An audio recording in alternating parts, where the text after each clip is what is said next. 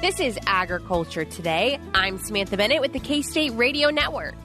We begin this week's programming with advice on taking care of irrigation systems this winter from K-State Extension Water Specialist Jonathan Aguilar. He also shares his excitement with recent research on cotton. He says growing the crop is both a science and an art. Also ahead, Romulo Lollato, our K-State wheat specialist, joins us to explain the potential for winter kill in this year's Kansas wheat crop and the various factors to take into account, especially this year's drought. We end with this week's wildlife segment, where K-State wildlife specialist Drew Ricketts shares a message on hemorrhagic diseases in deer and why we see greater cases during times of drought. That and more is coming up ahead on Agriculture Today.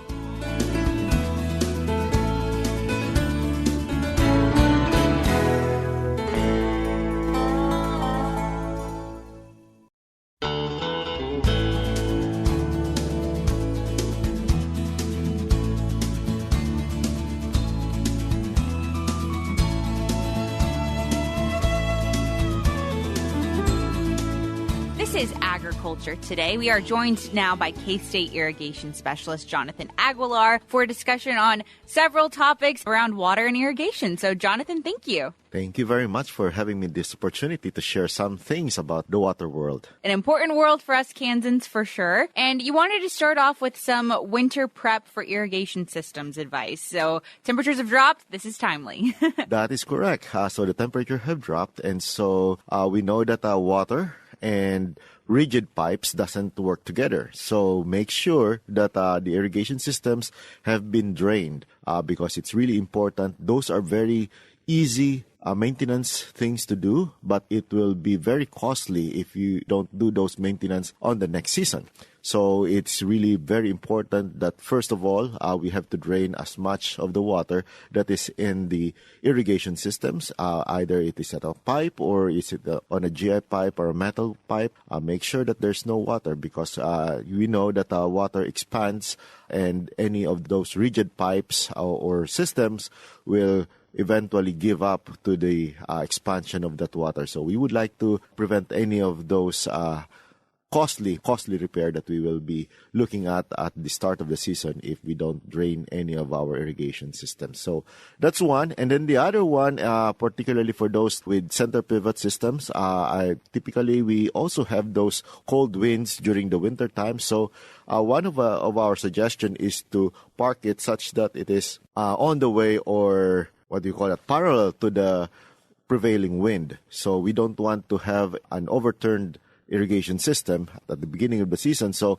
we would like to make sure that you park it towards the wind, as long as it is along the wind so that you will not have any overturned irrigation system. So I think those two are very important. And the rest of it, you could probably check with your local dealers and just make sure that the engine or the motors are also tuned up for the season. Absolutely. A good time for maintenance checks if need be as well, right? That is correct. And sometimes these irrigation dealers will actually have a little bit more time for you to be able to do a check and make sure that you are ready for the next season. Because by the time that they start with the growing season, they are also busy. So you think that you could be visited in just a day or two. Sometimes it becomes weeks. Okay. So just make sure that those maintenance are being done in a timely manner. Great tips for sure. Thank you for those, Jonathan. And then also the Governor's Water Conference was, as we're recording this, it ended yesterday, you mentioned. So you wanted to talk through some of the big talking points that were covered there. What were some of those? Yeah, so definitely there was a big interest about the Governor's Water Conference. They were full. They have to cap out the registration. Wow. So that was a big indication that there is a big concern about the water.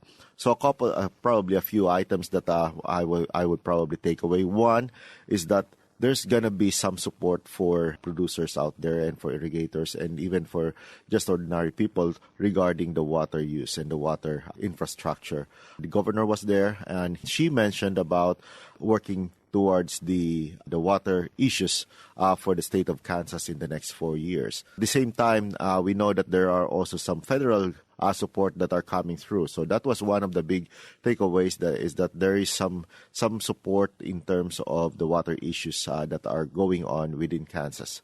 The other thing is that farmers are talking. There were a lot of panel conversations out there, both for the reservoirs and as well as the aquifers, talking about the issues and what we could probably do. So the stakeholders are talking. One of the interesting presentation there was from the survey that was conducted to farmers in western Kansas.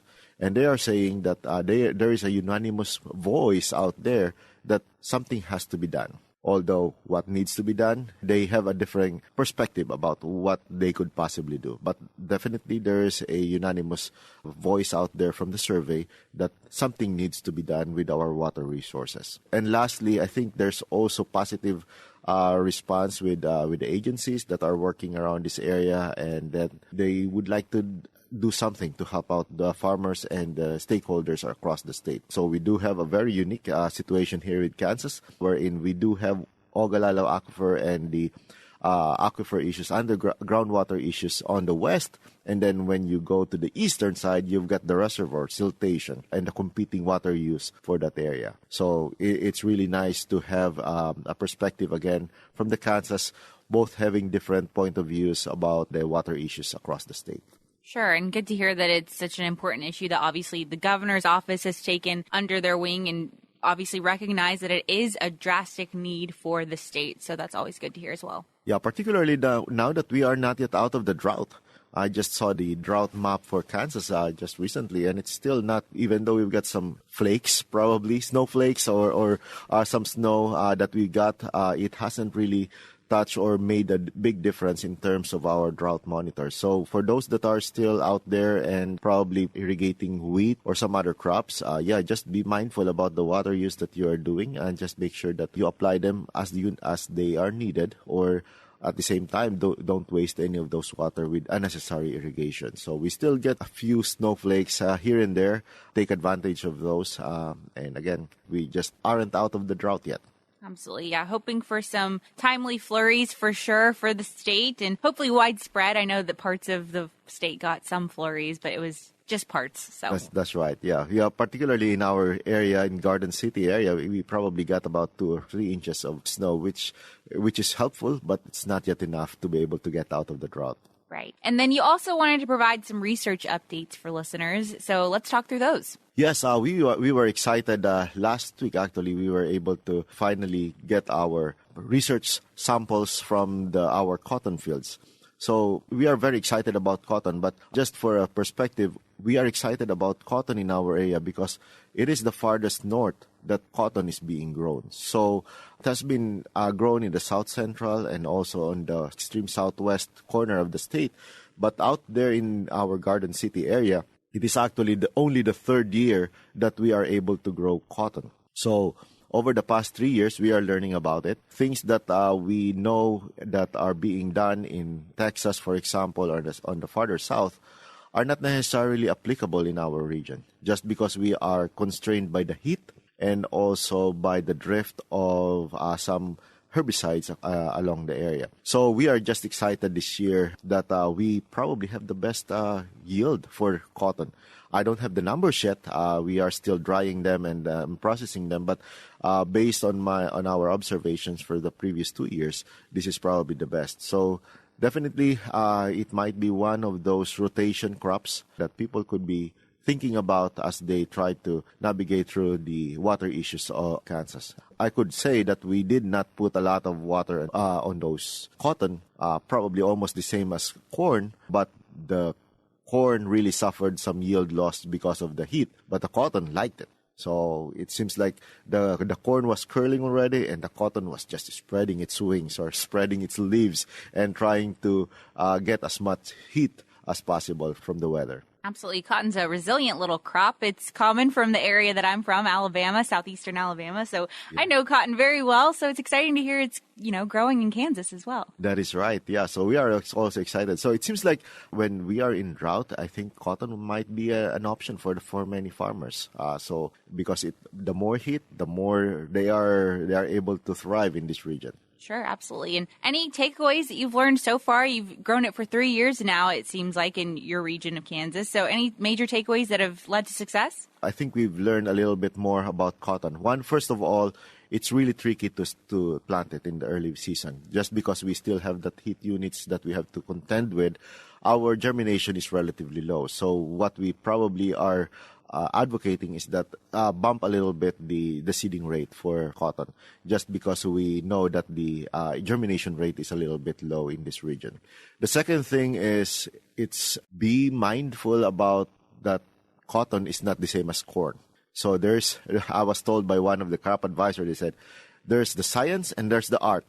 We probably could say more about the science, but there's also an art in terms of when to apply some of the hormones to restrict its vertical growth, and when you have to apply the bowl openers and other things. So there's a little bit of an art that I was told, because as you know, cotton is not typically an annual crop. It is a perennial crop that we are trying to push it to become an annual crop. So because of our winter season over here, so we are trying to learn more about it. But I think those two items are already in our sleeves to be able to share with people that germination is really critical for these types of crops. Absolutely. Well, Jonathan, I'm looking forward to learning more and more as your research goes on with cotton and hearing about those yield results once you have those numbers in. Looking forward to that for sure. We're definitely going to share it with everybody. Thank you very much. Awesome. Well, and thank you for your time today. I really do appreciate it, Jonathan. Appreciate it. Thank you very much. Absolutely. Yeah. Once again, that was Jonathan Aguilar. He is our K-State irrigation specialist with several irrigation and water updates. We'll be back with more ahead on Agriculture Today.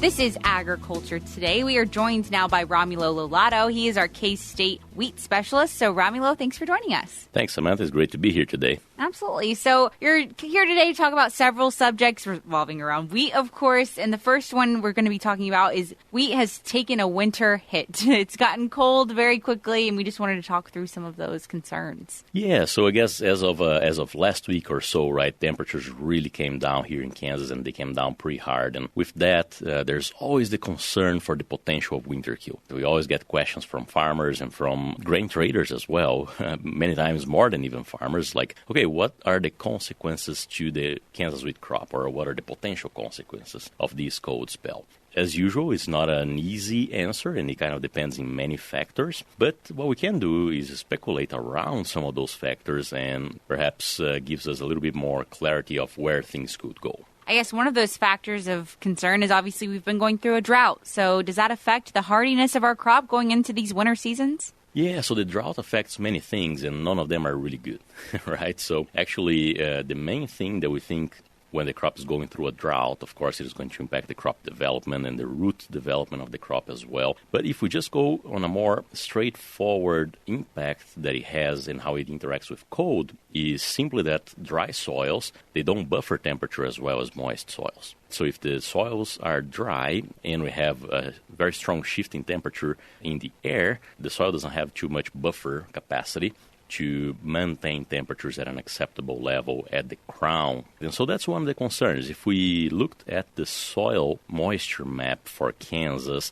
just before the onset of those cold temperatures, right, just the night before, central Kansas, we had some level of moisture, 50 to 70% moisture, so that was good, south central Kansas especially. As we went to north central, and especially northwest and southwest, it was really dry. We were at 20%, 25% moisture content in those soils, and so in the topsoil, really, really dry, it definitely does not help the soil buffer any temperature. So that was a negative point of the drought. Then, of course, there are other consequences of the drought as well, right? Perhaps some of them is the crop not even being emerged in some cases. Of course, if the crop hasn't emerged yet, it was planted at the right time and everything, but just didn't have moisture to emerge yet, we're not concerned with any potential for winter kill. And that seed going through these cold temperatures, that's not going to cause any trouble or any concern for us. Where we are most concerned is the crop that has been developing. Perhaps it didn't have time yet to develop a really good secondary root structure, and it is going through drought stress. So those would be the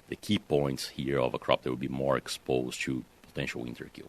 Judging where we're at so far, is there a way for producers to kind of look at their field and decide whether or not they will have risk for winter kill, or is it too early to tell? It is too early. At this point in time, growers are going to see the fields really starting to roughen up and look pretty burned back because of these cold temperatures. And we're seeing these in many of our own plots. The crop is already kind of turning brown, the leaves, and, there's no way that we can know at this point whether it went through winter kill or not. We're really going to have a more clarity when spring conditions comes around and we see if the crop is actually greening up and taking on spring development. But some of the things that we can consider at this point in terms of assessing the risk of the potential for winter kill is whether that crop was cold hardened enough or not. And many times I like to bring up the example of what happened in 2014. That year was a year when we saw a large amount of winter kill in Kansas. So what were the conditions during that 2014 year when we saw winter kill? Well, first, there was moisture for crop emergence around mid-September. So it was a fairly early planting date overall for that crop. And the crop emerged, and it actually, because it had moisture available, it developed quite a bit. There was actually a fairly large crop in terms of biomass production. But after that moisture at planting, there was really no moisture that came back anymore. And so that big crop used all of the available water, and so now it was actually going through a drought stress, right? It was planted in September under good moisture. There was no moisture anymore, so it was fairly early and warm. So it developed a lot of biomass, used a lot of that water, and the temperature drop was extremely sharp. If I'm not mistaken, we had about a 70-degree range from afternoon to the morning, and that extremely sharp drop in temperatures coupled with a fairly large crop in a very, very dry profile were essentially the perfect conditions for winter kill during that 2014 growing season. That differs from the conditions that we have now, especially because, again, in many cases we didn't have emergence yet, if there was no moisture available. When there was moisture available, the crop didn't grow that much because when there was moisture available for the crop to emerge, the crop emerged and came up, but not necessarily grew too much, right, because it was constricted by drought stress as well. So we don't have such a big crop today as we had during that 2014. And I think that can help us. The crop not being as big and as lush, it can help the crop a little bit more hardy as well than that big crop. And the temperature switch was not as extreme either. So our fall this year was slightly cooler than what the conditions were back in 2014, and the switch in temperature was nowhere near, so the crop was probably a little bit more cold hardened this year than it would have been in 2014. So a few of the conditions that help the crop get cold hardened, right, as it's planted in the fall, it emerges and starts to develop, right, are decreasing day lengths. So these, of course, would have happened in 2014 as well. So both of these would have been very similar today and back then. But also some cooler temperatures, which was not the case in 2014, and this year it was. Overall, we have had a few cold events before that very strong freeze that hit us. So I think that the conditions are different. I'm not saying that we couldn't see any winter kill. I think that the potential is always there, especially in some low-lying fields. But I don't think it may have been as bad as what we would see in that 2014. Good to know for sure, and hopefully alleviate some of the fears of some producers as we've experienced this kind of cold snap. But when it comes to preparing for what's to come in the winter, I guess we're kind of at the point now where it's just going to stay cold for a very long time until the spring, really. Yeah, at this point in time, we practically consider the crop dormant. Right, it's probably not going to produce much from here until comes the spring there, sometime in February or March. Of course, if it turns out that we have a warm winter and moisture available, the crop can have some level of growth. That's one of the reasons why this region of the world is so particular, and it allows us to graze and grain the wheat crop, whereas many other regions they can't, either because it's a winter crop but with a very well-defined winter period that the crop doesn't grow at all, or simply because it may be a spring crop, and so the opportunity window for grazing is much narrower. So for sure there could be some level of growth during the winter, but so far conditions remain dry like we are now and cold. Then that crop should have gone into winter dormancy now, and it's going to remain that way likely until sometime in February or March. And then there's also a few events coming up that producers should know about. They're great opportunities for sure. And it's the Cara Crop Production Updates. And they're going to be December 7th and 8th at the Bluemont Hotel here in Manhattan. So tell us a bit about those. So this is a partnership between Kansas State University. We put the program together and Cara, and they actually help advertising and getting people sign up. And they do a lot of the organization of the event itself, not the program, but the event itself. And this year we have a 2-day school scheduled up for, as you mentioned, December 7th and 8th. We're covering a range of different topics and offering many continuing education units, right? So one thing that is interesting is that by this time of the year, late November and into December, many certified crop advisors are kind of scrambling for late year credits. And this is a great opportunity for getting some of those credits. In fact, we're offering 12 continuing education units there, plus one 1A credit. And we received feedback from Cara earlier in the year that during this time, CCAs are mostly looking for soil water credits and nutrient management credits. So the program this year is very focused on soil water credits and nutrient management credits. But we also have crop production credits. We also have pest management credits and professional development credits as well. So it's a very exciting program. I think we have a very nice team of researchers coming down. Another new thing this year is that because the program is in Manhattan, we're actually bringing some professors that are more into the research, not as much into the extension. And many times the certified crop advisors are not as exposed to these researchers as they are to somebody like myself, for example, or other extension specialists that are out in the state very often. Wonderful. Well, an opportunity that I'm sure listeners won't want to miss out on for sure. And if they're looking to attend, where can they sign up? So they should sign up in the Cara website, and they will just go to events there, and they will very easily see the Cara CPU, and there's a registration form right there. Now, this program is going to be a hybrid program, meaning that we will be there in person. All the speakers are going to be there in person, but there is an option to attend online. And so, for example, if somebody is from Southwest Kansas and they can't really spare, there is the opportunity of receiving those credits online as well. Of course, we'd like to have as many people here as possible, good opportunity to come to Manhattan as well. But if that's not a possibility, they can do it online. One topic that I'm particularly excited about is going to be about carbon credits. This is a growing issue. Farmers are now exposed to that, and they can perhaps make some revenue out of that as well. And we actually, as K-State, compiled, what are the programs that are available? How can farmers benefit from those? And so that's something that I'm particularly excited about. So again, very exciting program. Folks who are interested in signing up for it should go to the Cara website, and there's many different options to register. And I'll link to where you can register online in the show notes of today's program, which can be found on agtoday.net. But Romulo, thank you so much for coming in today and speaking with us. Thank you, Samantha. I appreciate it. Once again, that was K-State wheat specialist Romulo Lollato. We'll be back with more ahead on Agriculture Today.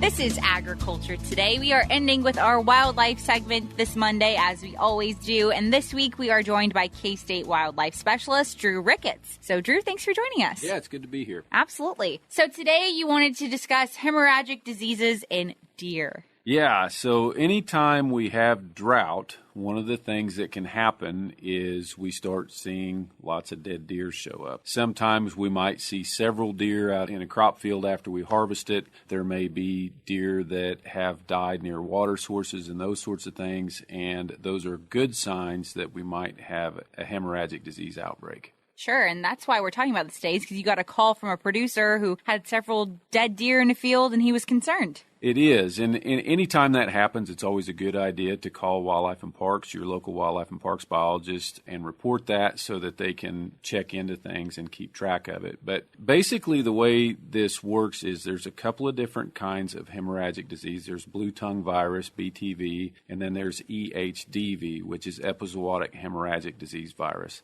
The symptoms look about the same in both of them. They both mainly affect white-tailed deer, but they can also affect livestock, cattle, and sheep. But the infections in the livestock are typically subclinical, and so we don't see symptoms in those species. Sure. So not until usually a necropsy afterwards do you kind of discover those. And usually it wouldn't even be in a necropsy because it wouldn't kill the animal or anything like that. It would be more like if a blood sample was done, we might see the titers show up that they had that infection and then clear it. And that's really the only way that the diseases are distinguishable. When folks are doing disease research, they collect the biting midges, which I forgot to mention before, but the biting midges are what spreads this disease. And when folks who are sampling for disease collect those, then they have to genotype the virus material that's in them to figure out which one it is. The reason we see this a lot in drought is because those biting midges, which are kind of like little mosquitoes that spread the virus, like to breed in mud flats. And when we have drought, there's a lot more exposed mud flats. And then the deer come to drink. They're more concentrated around these water sources that have high midge populations and can pick up the virus when they come to drink. You mentioned that, if someone suspects these cases, they can call Wildlife and Parks, alert them and see about getting them checked out, things like that. But is there also any concern whenever we're out hunting? It's deer season, people are out hunting when harvesting these animals. Is there any concern over this? They are typically not diseases that can impact people, but it's never a good idea to eat sick wildlife. And so some signs that you might have harvested a deer that has a hemorrhagic disease would be that the hooves are malformed, meaning that, one hoof might have not grown out all the way.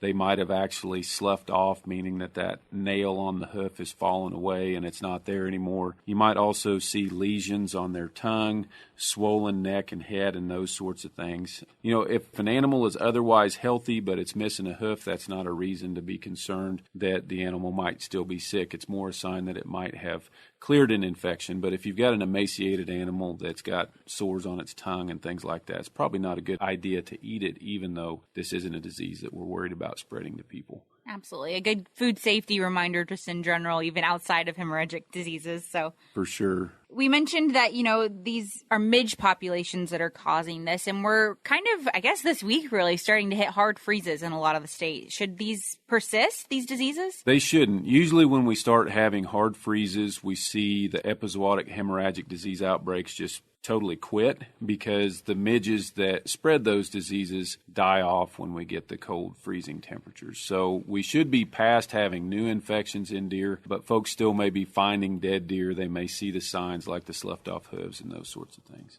I know we'll talk about this more next week, but we're talking about hemorrhagic diseases this week because, these populations, you see 5 or 6 deer and you're like, chronic wasting disease potentially, which we'll talk about more next week. But yeah, we will. And that's a big concern. But typically we see a deer die here and a deer die there, and they're spread across the landscape. We don't see concentrations of dead deer around water sources and in crop fields and those sorts of things with chronic wasting disease. Sure. Good to know. And Drew, as always, thank you so much. Yeah, thanks for having me. Absolutely. Once again, that was K-State Wildlife Specialist Drew Ricketts covering hemorrhagic diseases in deer. We'll be back with more tomorrow on Agriculture Today.